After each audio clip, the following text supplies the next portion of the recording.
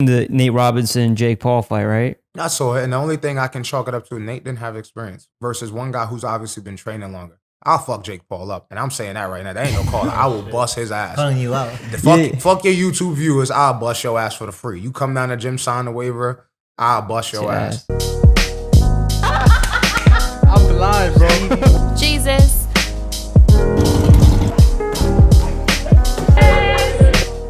I could just come in. Jesus. All right. This is our solution. 3, 2, 1, and we're live. Thank you, ladies and gentlemen, for joining us on another episode of Jesus. Your host, George MORA. And your co-host, Edwin CHUYA. What is up, guys? Have a good afternoon, guys. What is up, guys? Yo, Google, Apple, Spotify. Yeah, Google Play. I said that already. Yeah. Yo, welcome back to another episode. Our full video podcast format is on YouTube if you'd like to check that out. We also got playlists. We got investing playlists, growth playlists, dating playlists, whatever the fuck you want to hear. Go anything playlist. We got that. So search it up. Also, don't forget to leave us a like, comment, subscribe down below. Gonna help us with the algorithm. Gonna help us out with that algorithm. We have an amazing show for you today. All right. A fantastic show. I fucked up. I'm not going to act like I didn't fuck up. Don't worry about it. I fucked up. We had a whole hour conversation with this man and fucking, I didn't, what the fuck wrong with I this? don't know. I'll go check that right now. Go check. It's okay. Yo, my whole set's falling apart. Nah, don't worry about it. Oh, God. All right. Let's just tack on to the conversation. Yeah, we're going to act like I didn't just fuck up like the whole fucking set. Yo, we're having a lot of problems right now today. But anyways, yeah, I forgot to hit record, ladies and gentlemen. So, please stay in tune with us. Okay, let's go. All right, Edwin's back. All right, cool. We have a great guest for you today, guys. We have Jerome Mickle. He's a former MMA fighter. Well, still an MMA fighter. Fought in Bellator. Has a great career. He's also a bartender as well in the city. So thank you for coming on, bro.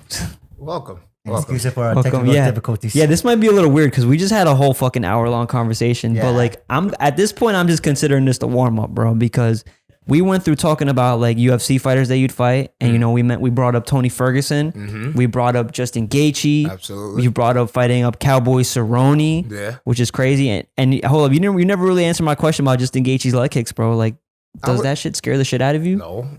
Sensei John kicks hard. Sensei John kicks fucking hard, bro. Our fucking sensei. You know what? Not even Sensei John. I don't think you were with striking for a bit, but we used to go over to King's Combat, and he used to send me over there to spar with a few of the fight team guys. And there was a dude. He's kind of reminds me of Romero. Romero. Yo, Romero? Yeah, he kind of reminds me but he fights like 170. This motherfucker like 225 muscle. And the first day I sparred with homie, like he kicked the shit out of my leg so bad. The lactic acid was horrible. And I was bartending at Buffalo Wild Wings. Yeah. I had taped ice to my legs while I worked my shift. Like after we sparred. We finished like 2 p.m. Sunday afternoon. And it was my shift for football Sunday. And I had like bags of ice taped to my legs. Like I still got to get to work. And the lactic buildup was horrible. That is crazy. That's what I had to do one day when I was fighting in a taekwondo tournament. I had like 3 fights. That was my first like tournament ever. And like I had to go right after that. I had to go straight to work. I could barely fucking walk, pick up my legs like bartend. I'm like, yo, like all I have to do is stand behind this bar and make drinks. I barely need my legs, but walking up and down the stairs, bringing up like syrups and shit. I'm like, nah, bro. That's when you're fucked. You're like, damn. I can't do this shit, bro. I can't do this shit. I hate it here. I can't do this shit. Be a fighter, they said. It'll be fun, they said. But yeah, for anybody who doesn't know, Dumb Mechanic, which is you. Yeah. But I don't fix cars. Yeah, no, you don't fix cars. You just fix faces. I was about to say that. No, bro. Yeah. What's your record again?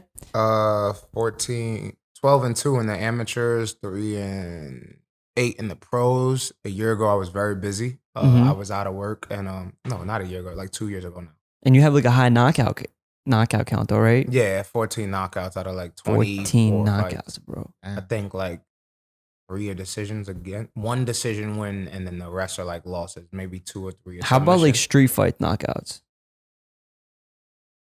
I want to say over 12. Over 12 street fight knockouts? God damn, bro. He's fucking busy, bro. Nah, that's why I had to get busy in the cage. I was like, this shit is not bringing no money but headaches and bills.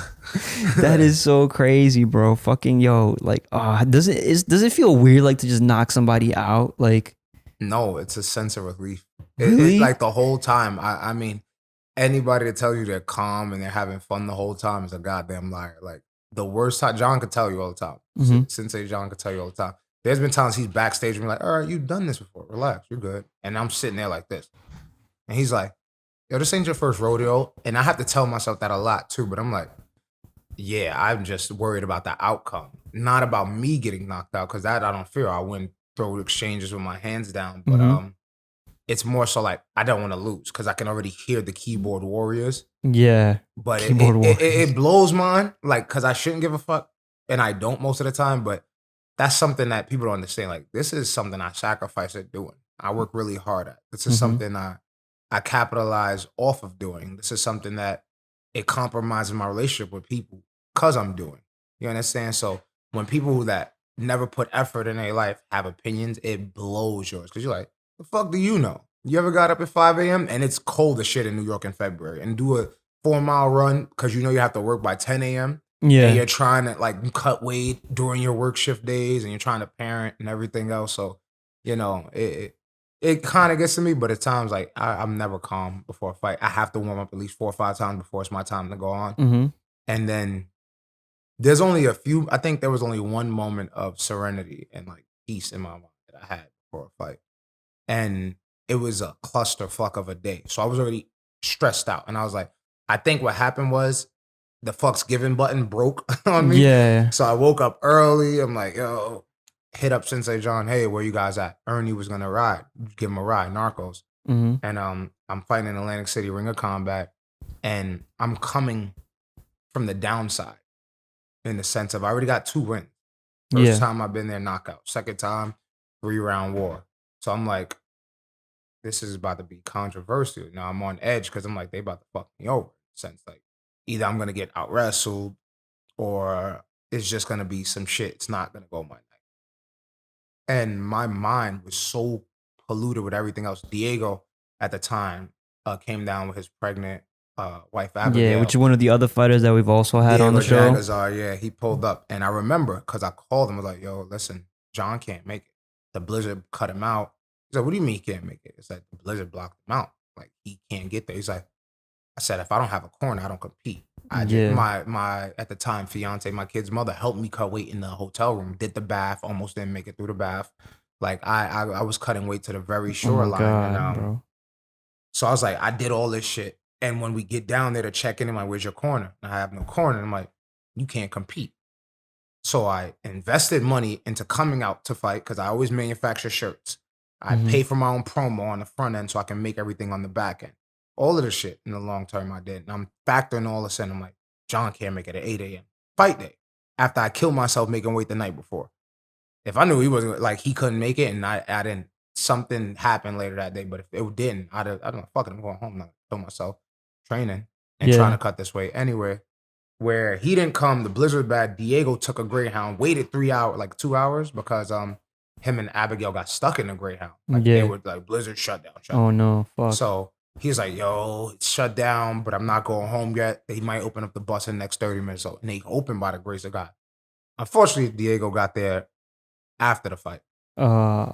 Somehow, this just shows you how a fight community works. Like, I've been to so many shows. It's not my first rodeo, like John likes to say. Mm-hmm. One of the coaches that knows me from other Terry, that's why I train out in Brooklyn MMA. He got the corner me and Christian DeFerris.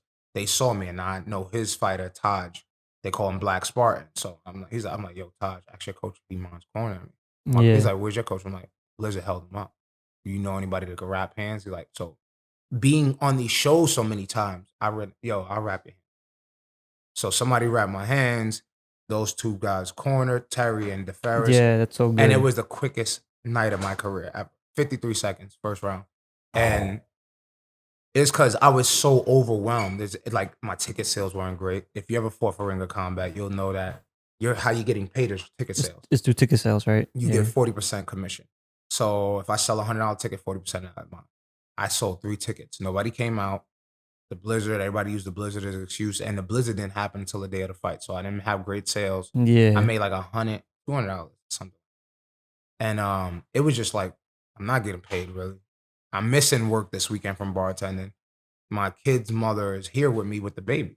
Baby's like 3 months old. Yeah, and then 4 your months old. corner's not here. Corner's not here. Like I was just like, Everything fuck is just this, fucking bro. falling Fuck apart. everything. Why do I keep doing this? And then when they close the cage door, it's the same way it's about to click downstairs, and you're gonna hear it. The click. I was just like, fuck it. He's in the way. You might as well take it out on him. And I just didn't care. Like I didn't barrel forward. I looked to pick my shots. I got tagged with some shit, and I was like, this is the hardest you hit. Like, mind you, before that, right before the cage door clicked, leading up until the fight, walking to the arena, I'm putting on my suit and putting on my clothes, and I'm always dressed up and dapper. And people are like, who the fuck is this guy? Like, who do you think he is? I'm showing up for the job I want, not the job I have. Yeah. And I'm standing out. Like, I could come in a Nike suit. I own sweat shit, but I'm like, Nike they don't sponsor me. They don't cut no checks. Adidas don't cut a check. So I'm coming in dapper, and I was on the elevator with my opponent. He speaks Portuguese. He's Brazilian, and they were mocking. It's not the first time I've been in an elevator with the same guy I got to fight 20 minutes later. Really? Yeah. That's like, there's been a few times I've been on an elevator and they be like, And I'm like, when I get my hands on you, we're going to see if you got the same laugh, bro. Yeah. And that fueled me. And then right before they closed the cage door, somebody from his support group was like, knock him the fuck out. I was like, I got nothing to lose. There's nobody that came to see me. Yeah. My kid's mother's here.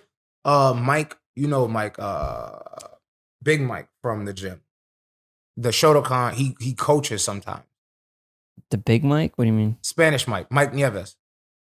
Yeah, I know you're talking about. He came out and brought his That dude's girlfriend huge. out. So like him, like it was literally like 3 people supporting me, 4 people. Diego made it with Abigail, but when Diego came, fight was already over. So the cage door click was like, fuck that guy. Fuck him up. I was like, you should have been quiet. I'm already having a bad day, bro. Yeah. And it was like blank, like nothing. I just look for a shot, left hook, right hook. Boom, boom, boom. I was like, I'm sick of you. Sick, like it was like when your parent beats you because she's sick of telling you to do the dishes. Yeah. And he's like, I'm sick of your shit. And then like I kept unloading. It was like, it's over. I think that was the loudest roar I've ever let out of the cage. Like I yelled, I howled. I was like, I am sick of everybody. I want to get the fuck out of Atlantic City. Yeah. I hate this promotion. Like I was just over it. But the fight was the quickest fight of my career. And I think that was the only time I was ever at 53 peace. seconds, No nerve, no nothing, no sitting there hands like this. And I'm just like, they're like, what are you nervous about? This is not your first time. Because we both signed waivers that say you may be brain dead, you may die, you're gonna make about this much amount of money, you're insured for this much, so your kids might be good after. Like, this is the reality. This is the reality. Fuck. That's crazy. While you go boo and ooh and ah, I'm in there like, pace your breathing. Mhm. Your heart's accelerating, your adrenaline's up, relax, and you about to blow your own gas tank. And like you said, like there's only like 2% of people that really want to do this in the world, and like you're one of them, man. You're one of them, and you're over here. You're basically. I mean, like you said, you were in the hotel, practically, cutting weight. It's like almost like a life and death thing. There are fighters who've like literally almost died. You said you've almost been like in that I've realm. definitely seen that tunnel a few times. Yeah, which is like, yo, fuck, like. And like, what? I guess my question would be like, what makes you really want to do it like that, like so much, or like you're putting so much at risk? I look at the perspectives of this game. I mean, if you look at the history of Tyson, he just fought this weekend. Where What'd you think of that? I like that. Tyson looked clean. Tyson looked amazing. He looked clean. I was like, God damn, how old He is still this got man? it after 10 years. This is the guy, 15. Oh, 15. This Yeah. is the Years. guy that if you break in it, you see how niggas just randomly keep breaking into John Jones' house, but nothing really happens. Yeah. You don't want to break into this motherfucker's house because he still look clean. Like I was like, Tyson might really vegetable somebody if you random and try him in the street. Don't think like, oh, he's an old past gone fighter. Like he looked clean. Like I mean, you could see the speed wasn't there as much, but he still moved with fast twitch muscles. Like I was like, nah, that's muscle memory. That's muscle memory. That's animal instinct OD. in itself. And he looked good. I was happy. I was like, I like to see it. People were like, oh, it was a bullshit show. I'm like, what people want is they like the violence of the fighting sport. They don't like the art. And I'm like, you don't see the footwork at this man's age. You don't see the head movement. You don't see Roy still trying to slip and jab like he's still 28. Like Yeah. you don't see the art in motion. Like people just want to see the knockout and the crowd roar. They want to see the blood and ooh ah. But yet everybody wants to. And you seen the Nate Robinson Jake Paul fight, right? I saw it, and the only thing I can chalk it up to, Nate didn't have experience versus one guy who's obviously been training longer. I'll fuck Jake Paul up, and I'm saying that right now. That ain't no call. I will bust his ass. Calling you out. Fuck your YouTube viewers. I'll bust your ass for the free. You come down to the gym, sign the waiver. I'll bust your ass. I'm not Nate, and that's no shot at Nate. Nate played ball. You don't play fighting. Ask the kids class. I yell in front of their parents. You can't fucking play fighting.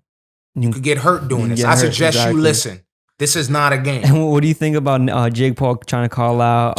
He knows what he's doing. Conor He thinks McGregor. his mouth is gonna get him that paycheck. Conor's not gonna holler at him. Your YouTube money don't match what UFC or even Mayweather gave Conor. Even if Tyson's willing to put that up, or the promotion's willing to generate that cost up, Conor's not gonna take that pay unless that pay cut goes 70% his way, like Mayweather. And the question is, are you willing to take that pay cut to get your ass bust? And you know it's indefinite because you talking. But it's almost like I heard you guys talking about you played poker earlier. There's a difference between faking the funk when you think you got a decent hand, and when you really know like your bluff game got to be solid. Like he's bluffing with a shitty hand, and he's showing it. And like, he's showing it, yeah. You're like, I'll call out Conor next. Like you beat Nate Robinson, take it easy. If you would have told me you beat Pacquiao, I'd be like, you can call out a legit boxer. There you go. I just beat Marquez. You might be able to stand with Conor. You beat Nate Robinson. He picked his career is basketball. Different muscle memory. It's different sport athleticism. Yeah, he may be able to jump through the gym, but it's not like he's able to throw flying knees. Yeah. The muscles don't work the same. It's not like, oh, well, he might be able to wrestle because he did football for a certain amount of years. Like, what's his name? The big dude everybody hates in the UFC because he was DV case, domestic violence case. You know what I'm talking about? I know who you're talking about. And the reason he can take down and he raw power, because football is raw power explosiveness. Doesn't work the same in basketball. A lot of it is finesse, and then the raw power is usually off your first step, that explosive twitch muscle. First step, the dunking, that jumping. You don't jump in boxing. It's a lot of sliding, shifting, agility. That's why I'm like, you talking big shit, but your ass is on in the check, your mouth can't cash at all. But like you talking, I'll fuck him up. And I saw it. I was like, no offense. And it's not to keep shit because everybody is talking. I was like, but Nate had the balls to get in there and do it, whether he won or lost. Yeah. He like, that's something like, the memes are comical, the first few of them. And even seen some really fucked up edits that would make me like turn off my computer. There were a lot, bro. Like he was in space at one point, that he woke up in his living room. And I was like, y'all motherfuckers is foul. But the people that put this together are people that will never step in the gym and do the training for it. Nate's training looked phenomenal. I will say that because I have friends that are not fighters and they'll ask me, like, even people that gamble on the fights and they go to bookies and they're like, yo, who do you think? I'm like, don't ask me. You know why? Because you're going to be mad, especially MMA. When they ask me MMA, it's like, don't ask me. MMA, it's too much coin toss. It doesn't matter. Conor could be having a bad night, or he get caught in a freak heel hook or something like you don't ask me. I said the only time I know it's certain when I know it's certain athletes that dominate. Like if it was a Khabib, or if it's Jones. Like I shout out to Buffalo Wild Wings for backing my gambling and fighting. So UFC fight nights, I used to hit the draw, and not hit the draw, like actually touch it. Like I would take my tips out early, because I already knew they would have to take them out and calculate them for me, and we knew like, all right, fights is on. People like. One guy came in, he's like, yo, listen, he talked to my coworker, Jade, at the time. We big fight fans. He's like, yo, Jones or Cormier. The guy's like, I got DC. I'm like, I'll take that fucking bet, bro. I'm in the draw taking the bread out. Like, how much? He said, yo, 300. I said, yo, put your money away. We're going to use the draw to back. It's our tips. Boom, 300 to 300. And then we split down and broke down. And his girlfriend's like, baby, no. I'm like, you should have listened to her, baby. And Jones mauled DC that night. Mauled DC, bro. So I'm like, bro. And then the Holly Holmes fight versus Rousey, I called that. I said, Rousey has been successful because of her judo. Holly is a boxer. So now it's bull and matador. For judo to work, you have to get inside. How many punches are you willing to take coming forward to get inside? Ronda hasn't been hit really. Like that, I think even Kat Zingano, who's supposed to have the best chance in beating her, didn't do it. They avoided her from Cyborg because they know Cyborg's pretty much TRT. Like, you know what I'm saying? Like, she's been coddled her career. She fought some names, like, don't take away from me, she's taking the good fighters, but she knew how to shut their shit down with her judo. Because the thing with judo is it's 1-2. A throw, you hit the mat, the wind's knocked out of you. After that, if you keep the arm, it's a quick arm bar. Or if you keep a ligament, it's a quick submission. That's how she won. I was like, Holly's gonna keep her outside. She's gonna pick her apart, knock her the fuck out. And they were like, no. I was like, you got 200 on that? I love because I do the same thing, bro. I'll do the same thing with Khabib versus Conor McGregor. I was like, yo, you got 200 on that? I took the upside bet. I took the underdog. You took the Conor McGregor because I was like, I am a fighter that believes in puncher's chance. I said he has a long reach. I said if he can keep Khabib outside. See, the problem with Conor is I think nobody's ever been able to do it. And like even with the Justin Gaethje fight just recently, bro, there was one double leg takedown that he made that I was like, who the fuck could possibly make this double leg takedown? Like he really he shot from a distance. He shot from so far. And because I was like, the issue is this: Khabib hasn't, and this is real. Like people that don't want to believe in energy and aura, it's real. When you have fights like that, the psychological aspect of it, the aura of the other fighter can affect you if you don't get in your own God mode mindset. You know what I mean? Like God mode mindset to me is like, no matter what you can do, I can't allow you to. Conley said, nobody can hurt me without my permission. I agreed to sign up to this. So nobody can hurt me without my permission. Your jabs, your punches, whatever you throw at me will not hurt me without my permission. I allowed for this to happen. But if I allow for this to happen, what do you think I'm coming forward with? And everybody forgets. I don't care what nobody says. If you see they're fighting, you see their fights leading up to Khabib, that shit gets vacated immediately because that aura, I'm fighting the undefeated guy. I'm going to be the first one to get, fuck giving him the first loss. Win the fight by any means. If you got a, and I'm not encouraging dirty shit, but if you got a cup shot just to get your win because he's been hugging the fuck out of you. Yeah. So they be like, oh, watch out. What's that? It's like, I'm sorry. You got to fake it, like the eye poke.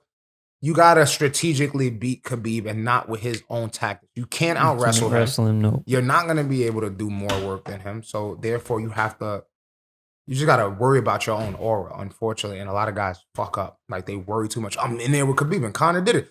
Tagged him. And then afterwards, Khabib shot. He shoots so much. He changed his striking game to worry about the shot where it's like, he didn't see that big overhand coming. I'm like, that's like, and that's not shit on Conor because he did a lot as far as his career. I think Conor did a lot. Yeah. But that's basic wrestling. Like, you understand where they shoot so much, they get you worried about the shot where your hands come down, overhand is coming. And then the overhand is coming. I was like, you should have knew that. And then after that, he's on your ass against the cage again instead of angling. Well, I feel like once he felt Khabib's pressure with the grappling, once he saw that overhand, he was like, oh fuck, I'm really worried. Like, this is like round 2 when he got hit with the overhand, right? I think. Yeah.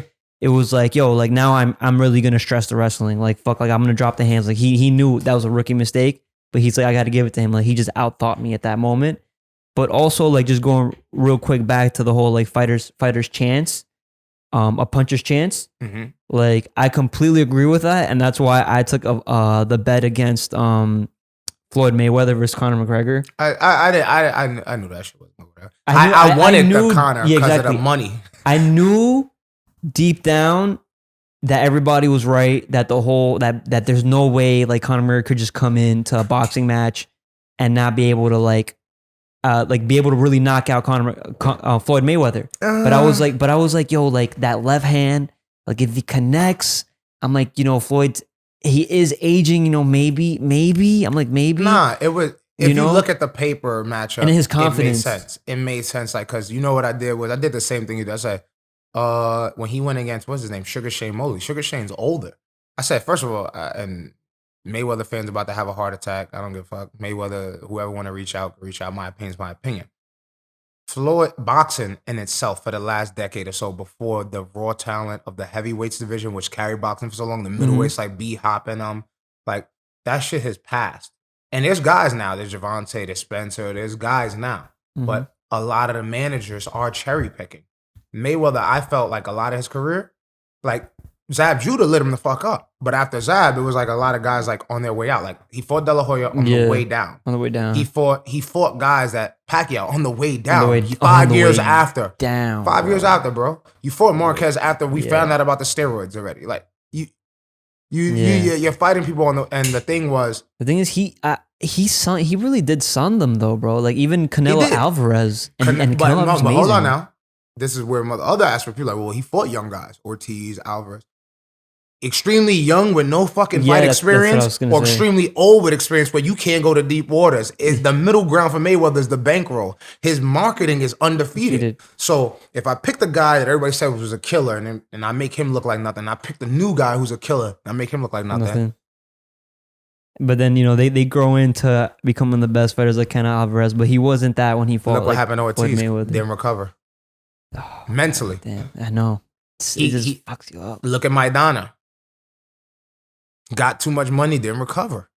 So, and the issue is, it really is a mindset and Exactly. spectrum when you look at it. It's fucked up. But I was hoping for Conor to win because I thought he would have tapped him once. I was hoping, I was like, Conor, just one, nigga. the whole press conference, the promotion, the shit talking, it felt very like, I guess, like WWE. You know what I know is but gonna go loved it. bad when he started doing the hammer fist. Said I was like, oh, this nigga here is clinching and throwing hammer fist. Yeah, he I was said, doing- fuck, it's over. He don't know what he doing. Yeah, I'm like, he's trying everything to I mean, he's playing dirty to the highest level because like he's in a boxing match with with the best, arguably the best ever. Yeah, but Right? it wasn't like dirty boxing to get the other guy uncomfortable. It was just like he evaded anything he drilled as far as boxing. Said shit, what helped for me in MMA? And it's hard to people don't understand that. People say, well, I don't shit on boxers. And I don't understand why they shit towards MMA. Like, especially Floyd was like, that's not a real fight. I'm like, technically, if you're in the street and you're outboxing me, I'm gonna body slam the fuck out of you. You're gonna get Like, what are you fucked talking up. about, You're gonna bro? get fucked up. Like, that's a real fighting. That's the purest form of fighting, MMA. Mhm. Mixed martial arts. Everything's in it. And they always look at it like, oh, that's not real fighting. They can't go into deep waters. You're right, because we're not sparring for 12 rounds at 2 minutes a round. You guys are point sparring to a degree. I'm not saying that punches don't hurt and there's no power. Look at Tyson. But you got to look at why boxing matches last longer than an MMA fight. Look at the demographics, the padding on the glove, 12 ounces with your gauze on behind it, 4-ounce gloves with gauze behind it. And then my favorite part is when the guy that wraps your hand says, how much padding do you want? I'm like, well, this is the hammer. So let's just get like about the league regulation inch on it. Yeah. This one, you can pad a little less because I need them to feel the sting of the jab. And they'll make sure they Ooh. take my hands how I prefer.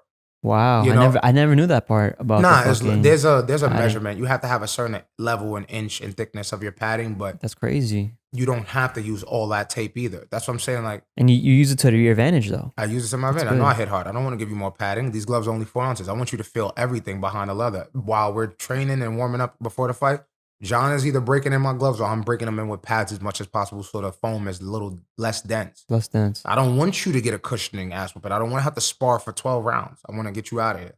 That's crazy. I never thought of that, bro. That's Tyson used to so do it with insane. boxing gloves. He said it. I'm breaking up the leather on my way to the ring on purpose. Jesus. He's that dude. The way he punches is insane, bro. He shouldn't break up the leather. That should be assault with a deadly weapon. Because I the thing is, I saw him like 6 months ago. Just look at Mike Tyson 6 months ago, bro. Like he was I felt like a different person. I would always look at him like, yo, like I'm training and I'm like, yo, like one of the greatest fighters ever, like that, like goes so hard in training, just looks so out of shape. I'm like, yo, I like it made me think like, yo, what if I were that age? Like, am I gonna really fall off in that way?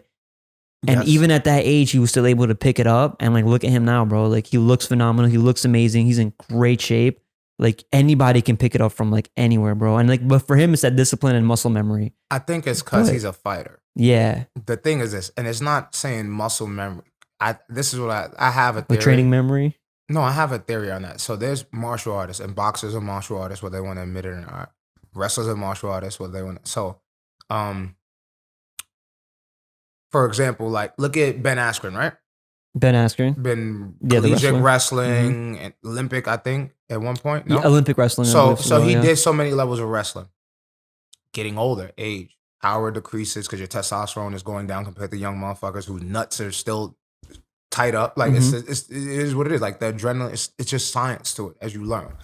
But there is a borderline where you hit your 30s and you're in your peak shape as a male. You're like a full grown male Yeah, lion. yeah. You Like know, right now, would you say you're in your yeah, prime? in You're the you're sense hitting of your like my primes? testosterone is still good. I'm still strong. I can still move. I'm still fast. After 33, 34, we're going to see the decline. decline. Yeah, And then now I got to rely on my power versus a young kid who doesn't have man strength.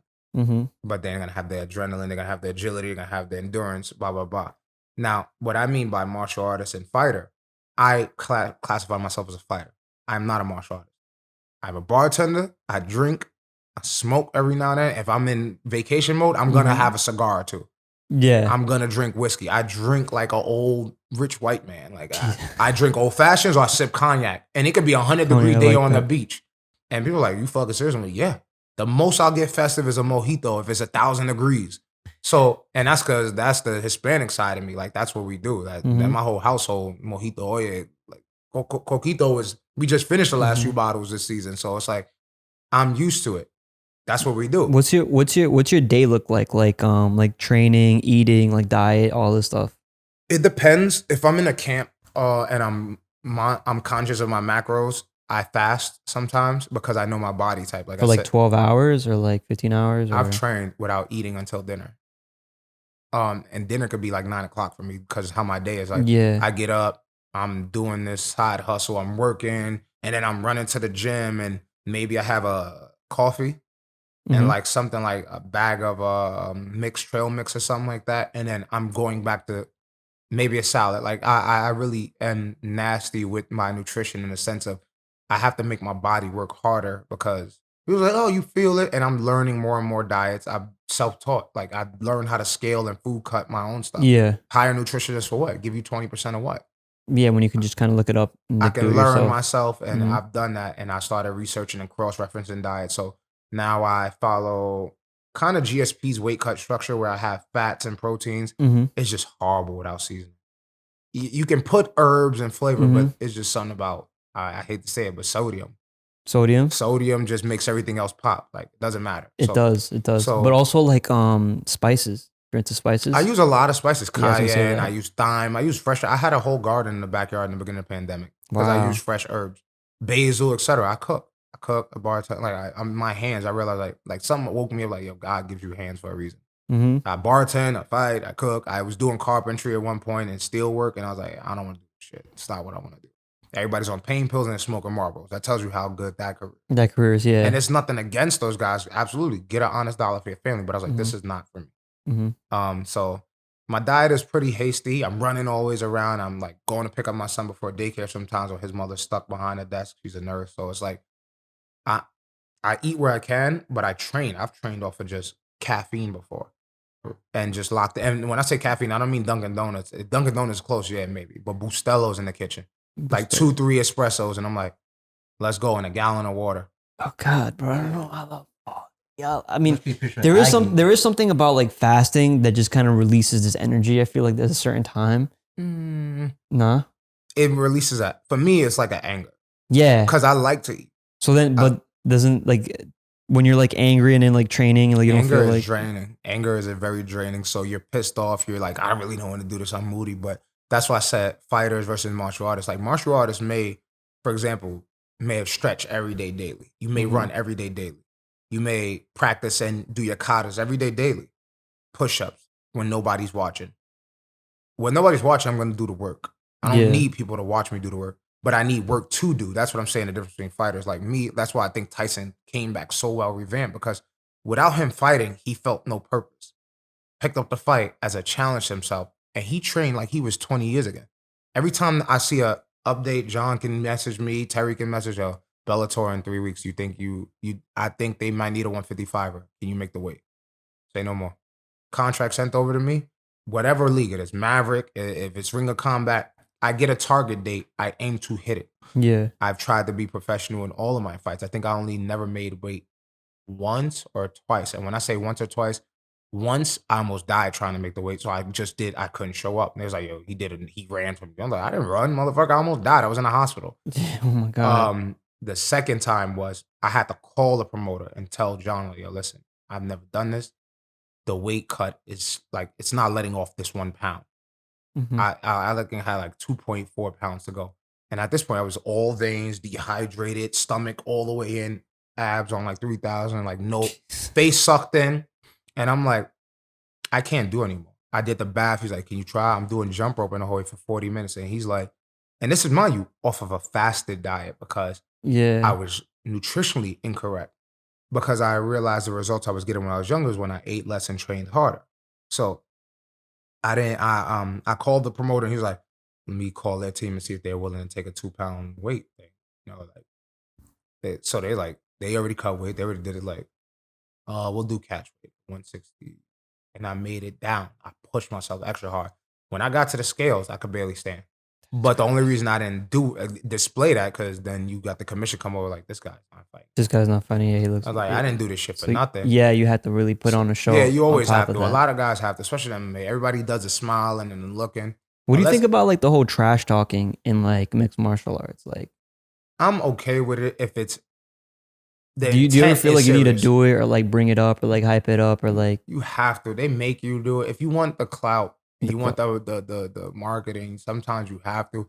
But I don't do it on a script like WWE guys. Like I need something from it Yeah. for me to actually get Do you into look it. like for like little things on like your opponent, like something they might say or like some comment or some shit, and then you just jump in? When they say that's the only time I'll talk. Other than that, I'm usually, what's up, buddy? I'll shake your hand and everything and Yeah. bow out to you, do the face-off picture. See you tomorrow night. After the fight, I'm like, yo, you want a drink? I'm walking around a casino and it's never failed in Atlantic City. I'm pouring fucking $300 bottle of Remy XO in people's mouth, and Don Julio's coming down from my hotel room. Like, I always buy 2 things: new suit every fight, or a new outfit, Mm-hmm.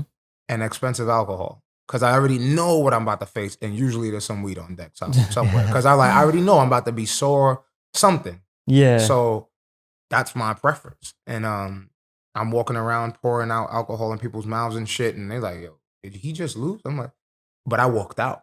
See, the difference is my opponent usually, like, this is a funny and a true story, and it's no gossip, it's no backbiting. I fought Cruz.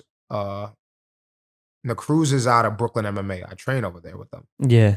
I fought him in Ring of Combat. Cruz killed me. When I say Khabib wrestling, he Khabib the fuck out of me.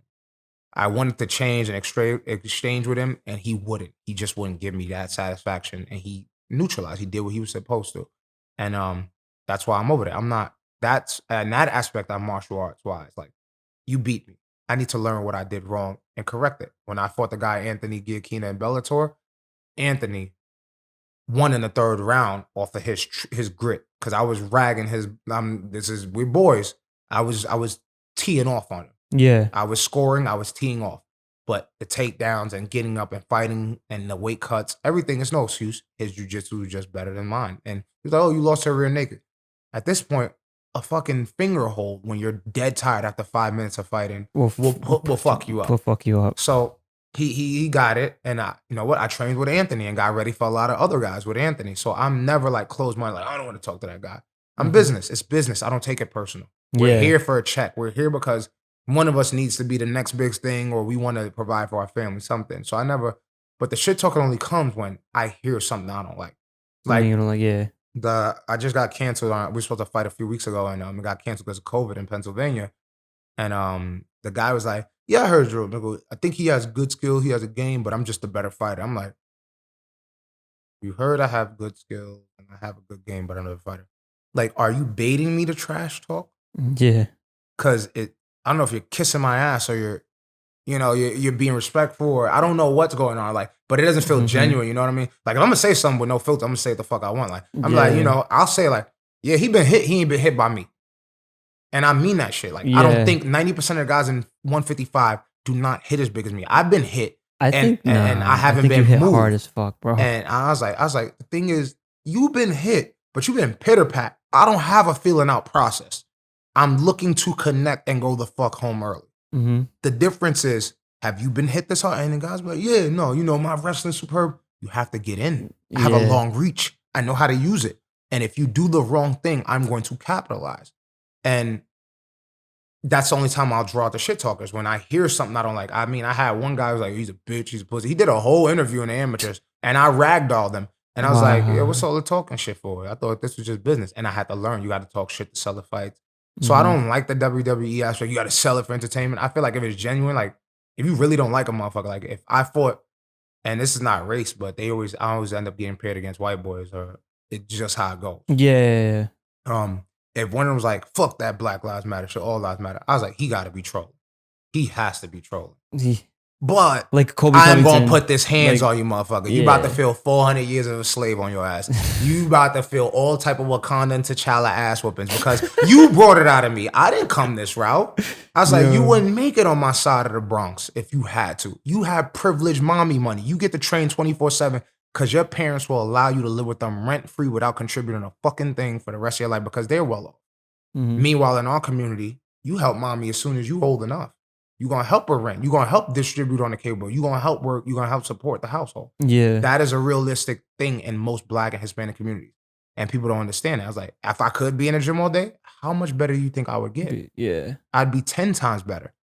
And I still, after a long day of working, I used to have the keys to the first striking facility. Not the first, but like one of the older ones, like on Metropolitan. I used to come in at 4 a.m. At 4 a.m. right after my bar shift That's what I love and about be like, on the bag. that's And fire. they're like, yo, you serious? I'm like, yo, I gotta get it. Like, I know he's training. There's no excuses. And I get home and sleep. And at the time, like I said, my kid's mother was my fiance, and the baby was just born. I'm making the bottles at 3:30 a.m. because I know he's scheduled to wake the hell up by 6. Somehow. He just wakes up by 5 or 6. So I'm like, bottles are made. I leave one on a room warmer, and I go for a run at 4 a.m., 5 a.m., knowing I got off at work at 3:30 a.m. I was like, Mhm. I have to push because they're not going to feel empathy for me. My situations are my own doing. I make a bet, I'm landing. I chose to have children. Yeah. That's cool. My kids are my motivation. That's fucking crazy, bro. I mean that's really good too. That like you're able to like balance like everything, your work life, your I try. you know, of being a father and all this shit, bro. This shit is like fucking hard, bro. I don't know, like I have a fucking dog, bro, and I feel like just waking up, taking her out, to take a shit, and then feeding her, bro, is like a lot. And that's just like 5 minutes, bro. I couldn't imagine like an actual fucking like child, like fuck, like I'd do that. And then for me also, like, you know, me, just my life, doing this editing, doing the podcast and everything, and then going to go train, and then fucking, you know, like, oh, it's a lot, but like you definitely put a lot more fucking work in. And I see that from a lot of like fighters too. It's like, it's not just fighting in a cage. You're fighting your life, bro. Like you're fighting everything around you. You're fighting, you know, work. You're fighting trying to, you know, pay bills, trying to raise kids, you know, like so in so many different aspects. We've had Diego on. Diego's a father too. We've had Orlando on. Orlando's Diego, a father. It's gonna sound like favoritism. Diego's like my little brother. But he's my mirror image in me. The way I see him, I see a lot of me and you. Diego has his first kid. He's fighting. He's a multiple champion in the images. I was a 4-time MMA champion. And Diego went from boxing, kickboxing to, Yeah. So he has titles. He has his kid. He bartends. I bartend. You know, the work ethic is always there when we have something big coming and we don't jump from challenges. Like John will be like, 3 weeks, Thailand, Diego will be like, oos. Yeah. That's it. And John will be like, Bellator in January. And it could be like December 29th. I'm like, January what? He's like, January 5th. I'm like, how much weight? 155. I cut 17 pounds 1 week. I like, I don't play.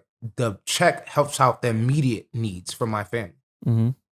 But the further I can get in my career helps out my long-term goals and longevity of this whole, like you said, this life fight struggle. Yeah. Like getting up, doing a 9 to 5, whether you like it or not, you doing something you don't want to do. I want to wake up, be my own boss. I want to open up my own gym doors. I want to open up my own sports bar doors and people in there drinking and having fun because I only want to offer real and authentic. I only want to offer that raw shit. I only want you to enjoy and experience that you're going to find from somebody who had to get it out the mud. So when you say you get a podcast and you training, you can only imagine, it doesn't matter what level, because even the dog is a form of responsibility. Your household amongst your own roof, your head, roof over your own head is a responsibility. And you get up and you do it. And hustle is one thing I respect out of anything. I don't care if you're a shitty fighter. If you hustling and you in the gym 10 times out of the 7-day week, like, listen, he hustling. I can't take nothing from him. He working for it because you know what? He's advancing his puncher's chance. Yeah. It's not just a puncher's chance. He trained. He pushed for this. He worked for this. He grinded for this. Despite what any commentator can say and try to take from you with their little pedestal, God-like from sitting where we're analysis. Cool. If you ain't been active in the last 10 years, I don't want to hear your opinion, motherfucker. If you ain't getting punched in the face and pushing and persevering at that moment, I don't want to hear anything from you. Like you're opinionated based in my theory, in my eyes. Yeah, you have the experience, but you ain't dealing with what I'm dealing right now. Maybe my eyes ain't like yours. Maybe I got hit and now my retina's attached. and I'm still pushing forward. Like, look at Michael Bisping. I just found out that's. Michael I was like, it was Bisping a is fake blind. eye. Michael Bisping is blind. He has one fake eye, bro. That was like 6 months ago. I found out. I was That like, is wait, so wasn't he fighting for like crazy. 3 years? He was fighting with a fucking fake eye, bro. But that makes you question how good does the fight doctors do their pre-fight inspection. Oh, OD. I'm like, OD. aren't you supposed to check for peripheral yeah, vision? like, you're supposed to, I mean, what's the, like, this, They do your this. whole job is to not let this man go blind. And like, I mean, this dude knew he had like this issue for like a while now from one of the fights. And then he just kind of kept pushing. And he found a way to work with it, though. And he found a way to work with it. And bro, and he became champion with it. You know what I'm saying? Like UFC champion. And then he fought George St. Pierre and he was fucking up George St. Pierre, bro. He looked really nice that fight, bro. And George St. Pierre, you know, fucking digs deep and just pulls through fucking like last few rounds, bro. Well, like, George is a martial artist and an athlete. Do you think George and Khabib are gonna happen, even though Khabib retired? People are not gonna like my opinion on this. I don't want to see that shit. You don't want to see that shit? Boring. It's gonna be boring. I mean, I know it's gonna be. Let's be real. I know it could be a George fight. influenced me to fight. He's one of the fighters that I put on my influence list to make me want to fight. Besides seeing Chuck Liddell, Rampage, and them when I first started watching MMA. Like, I even had the mohawk like Rampage early in my career. So I was like, nah, I want to be these guys. George was one of the influences. But then I was like, I was watching, he fights are fucking boring, bro. Oh yeah, his fights. And every fight George has is a championship fight. So 25 minutes of technical wrestling is fucking boring. I find it. I know. I see how boring like it can be. Could you imagine that? But I find it like interesting. OD. It's interesting if you're interested in that aspect. You know what it is? Yeah. I might be biased because I like the striking game, but I like the mixing of it. You understand? Like the same way they try to tell stand-up fighters, you got to mix it up. Tell wrestlers the same fucking thing. I don't think you should be able to win titles off of pinning and taking a few big shots because you took 6 bigger shots than he took 4. Like, that's bullshit. Like, you know, like I think it's a little, you kept him pinned down and he tagged them 3 times standing up. Like, it's bullshit. It's boring. As opposed to, I thought this was mixed martial arts. I didn't see any kicks. I didn't see any checking. I didn't see any combs. I didn't see any sweeps. I didn't see any knockdowns. I didn't see any throws. I saw a shot, takedown, lay and pray, tag. George, that interest in me was towards his retirement when he started training with Freddie Roach for boxing. And he broke Koscheck's eye socket with jabs. I said, you shouldn't have been talking shit. If you're going to talk shit, at least prepare for the guy you're going to fight. That's what I mean. That's why I also don't talk shit. I'm not going to let nothing backfire on me. Like, you said you was going to do this and that. Yeah. And then you lose? Boy. That's like if you talking shit that shit, I'm about to wear that ass out, girl. And 2 minutes later, like, who? You want some juice? Now you fucking embarrassed. The world's like, I thought you could, because the world is watching. Yeah. I thought you could do. And now that highlight is on YouTube where you talk that shit. I don't do it. I don't do it. I do it when necessary. But George is boring. Khabib, technical. They have skills. I'm not taking anything. They're great martial artists, but it's not my cup of tea. Motherfuckers like Holloway, when he put his hands down in this exchange with Lama, I was like, oh, God, this nigga's a madman. Max Holloway versus the Alexander fight. I think he got robbed. I think he got robbed. Think he got robbed? I think he robbed on that second fight. Because his leg was chewed up, bro. And he was kind of like broken a little bit. Yeah, but a leg kick, significant striking. That's what I'm saying, the judging. So because his leg was chewed up, I'm like, I felt like Max threw more combos. Kept him outside the jab the first 3 rounds. But, and I think that's technically considered cage control. And it's like, oh, well, his leg was hurt and he got damaged. Like, look at Nate Diaz, right? Scar tissue galore. The second he bleeds. So you're scoring against him for significant strikes because he takes damage? Yeah. Like, I mean, if he's taking unnecessary damage, yes, you have to score for the other guy landing. But I'm saying, like, one hit, Nate can explode open, and now you're scoring against him. Yeah. That's what I'm saying. Like, the judging has to do better. Which is why I guess I'm happy. Like, Nate was stopped. Well, there was a stoppage between Nate Diaz and Jorge Masvidal. I'm not happy about the stoppage because I'm like, if you know Nate, I didn't think he was warming up. It was open. I'm not saying he was warming up because some people were, oh, he's just getting warmed. I'm like, you don't know shit. I was thinking the same thing though. Thinking the same thing. I'm like, I was saying he can do it. Yeah. That was the difference. Like, I wasn't saying he's getting warmed up. Like, Masvidal is applying the pressure he's not used to. Yeah. Like, even with Conor wasn't applying the same pressure. Masvidal's applying a pressure he wasn't ready for at the time. Like early on bleeding. Nate by the second or third round is already leaking. Not first, second. Like, he's gashed open and now he's rocked rattled in the first second. Like, Nate is collectively gathering damage. But the thing is, he triathlon trains so much that he can take you to deep waters with it, where you like, yeah, I'm winning. But it's also diminishing and disheartening to the fighters doing damage when you see the other guy keep coming forward like a fucking T-23. You're like, why does he keep going like a fucking Terminator? Yeah. You're like, why does he? There's no face on him. His nose is broke. His eyes busted open. His teeth are coming out, and he's still coming forward. Yeah. And then he uses his technique, boxing, his jujitsu. He didn't never had the opportunity. I was like, I felt like they should have let the fight go one more round. It was already what, third round, fourth round? They should let go in the fourth and see what happened. If it looks really bad, I feel like there should be a card like the ref can stop it. The ref can stop it. Then that's up to your corner to make that judgment call. I know they know his warrior code, let him die on his shield. Yeah. But protect your fight, throw the towel in. They should have let the fourth round go, but it wasn't what everybody was saying. Oh, he was warming up. Like, Nate took a lot of damage early on for what he didn't need to because the pressure he wasn't ready for. Yeah. I want to see that again because maybe now he trains different this time around. I'm definitely looking forward to that, and but also we do kind of need to finish the episode because Edwin's got a thing to do. But yo, if there's anything you want to say to the cameras or anybody watching, like, right now would be the time to say it. Yo, keep an eye open for Last Man Standing apparel. We're gonna do it. We're working a collaboration with Last Man Standing. I was supposed to fight this month in November, and we got canceled. So keep an eye open for more fight updates. I'm aiming for Bellator in January. Once I get that confirmation, holla at me at the mechanic at DA_mechanic_ on Instagram. You can find me if you're a Facebook person, Jerome the Mechanic Mickle, and we can go from there. About to start getting back into training clients every now and then. I'm always in a different hustle, so. My work speaks results. I've dealt with dancers and got their bodies in shape. I've dealt with bouncers and got them in shape. So holler at me on that tip. Yeah, liquor to go. I got that service too. I do that. Yo, I'll leave everything in the description down below for sure, man. I mean, like, yo, just training with you, I've seen like and it's only been probably a handful of times sometimes, but like just watching you fight, it's like an honor. Like I feel like I learn, and I feel like I can see the way you learn when we're training together, and I'm like, it's helping me progress. So yo, if anybody trains with this man, bro, you're gonna be a bad motherfucker out of an hour session. No funny shit. We rolled like once.